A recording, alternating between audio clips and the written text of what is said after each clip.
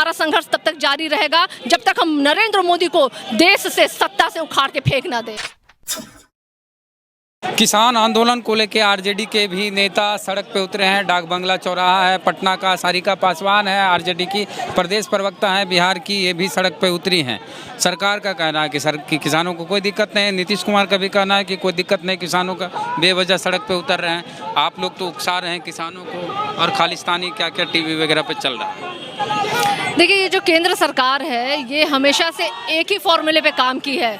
जब उनको मर्जी करती है उग्रवादी, आतंकवादी, माओवादी, अब खालिस्तानी भी कर रहे हैं ये, तो ये जाहिर सी बात है कि ये सरकार जो है वो महिला विरोधी, किसान विरोधी, मजदूर विरोधी, देश विरोधी सरकार है। इन्होंने आज जब से ये सत्ता में बैठे हैं सारी कंपनियों को ये बेच डाले। सत्ता में बैठने से पहले इन्होंने वादा किया था कि 15 लाख रुपए हर के अकाउंट में आएगा। आपके अकाउंट में आया क्या 15 लाख रुपया? अभी तक तो नहीं आया। क्या अकाउंट में 15 लाख रुपया? ये वही झूठ बोलने वाली सरकार है, ये वही जुमलेबाजी वाली करने वाली सरकार है जो कहती थी कि 2 करोड़ नौकरियां देंगे वो।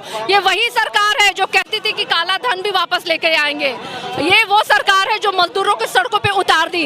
हमारे जो बहनें और औरतें हैं वो सड़कों पे उतरी। आज हमारे किसान भाई पिछले 10 दिनों से सड़कों पे उतर के संघर्ष कर रहे हैं, अपने हक की लड़ाई लड़ रहे हैं। और ये सरकार जो है मूक बधिर बनी हुई चुपचाप बैठी हुई है, ढोंग करती है वार्तालाप करने की, झूठे वादे करती है। कई बार तो बातचीत हो गया। ढोंग करती है ये सरकार, झूठी सरकार है, हिटलर शाही वाली सरकार है। हिटलर वाला शासन यहाँ करना चाहती है। लेकिन नरेंद्र मोदी जी आप याद रखिए, बिल के विरोध में आप ट्रैक्टर पे बैठ के आंदोलन करी थी, ट्रैक्टर चला के। जी, मैंने जिस दिन इस बिल का इन्होंने ये पारित किया था उस दिन भी मैं सड़कों पे उतरी थी। मैं ट्रैक्टर चला के मैंने विरोध अपना प्रदर्शन किया था। मैं लगातार सड़कों पे उतरी हूँ अपने किसान भाइयों के लिए, और ये हमारी लड़ाई तब तक लंबी सरकार है कि जब चुनाव के पहले ही इस बिल के बारे में सबको पता था। तो देखिए, बाद बिहार चुनाव बाद में हुआ, बिहार चुनाव बाद में हुआ। उससे पहले ये बिल आया था कोरोना काल में, वैश्विक महामारी के टाइम में। बावजूद इसके बिहार में एनडीए सरकार कैसे बन गई अगर लोग इसका विरोध कर रहे थे तो? देखिए, एनडीए जो है ना उसके उन्होंने एक बड़ा ही गुप्त अपना जो जरिया रखा हुआ है, लोगों को बरगलाने का काम करती है, लूटने का काम करती है, डकैती और चोरी करके वो जीत रही है। अभी तक भारत में जहां भी उन्होंने सरकार बनाई है कहीं भी उन्होंने पूर्ण बहुमत से नहीं बनाई है। अगर इतना ही दम होता उनमें बीजेपी में तो हर जगह वो अपने पूर्ण बहुमत से क्यों नहीं सरकार बना ले। ये सरकार है जो खरीद फरोख्त करके, झूठे बोल करके, लोगों को बरगला करके, ठग करके सरकार बनाती है। बिहार में भी आपने देखा होगा जिस तरीके से जनादेश का अपमान किया इन्होंने, लोकतंत्र की हत्या करके ये सरकार बनाए हैं।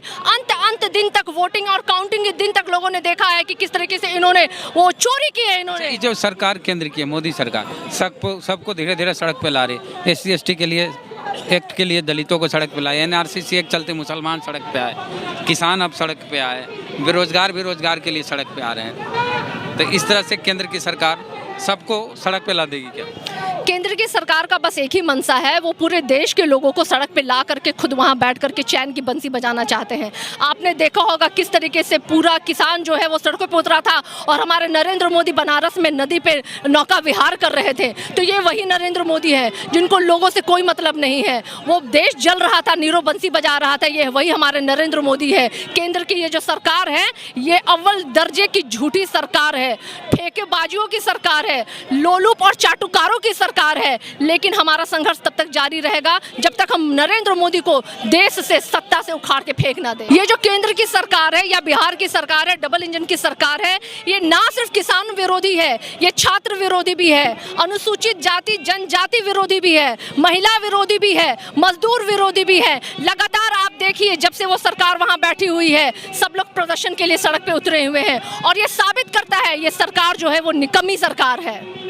तो ये सारिका पासवान आरजेडी की प्रवक्ता सड़क पे उतरी है। देखिए किस तरह से पूरा भारत बंद है का नारा लगाया जा रहा है। बने रहिए हमारे साथ, इसी तरह हम आपको दिखाते रहेंगे पटना में किस तरह भारत बंद का आयोजन किया गया विपक्ष के द्वारा और किसानों के द्वारा।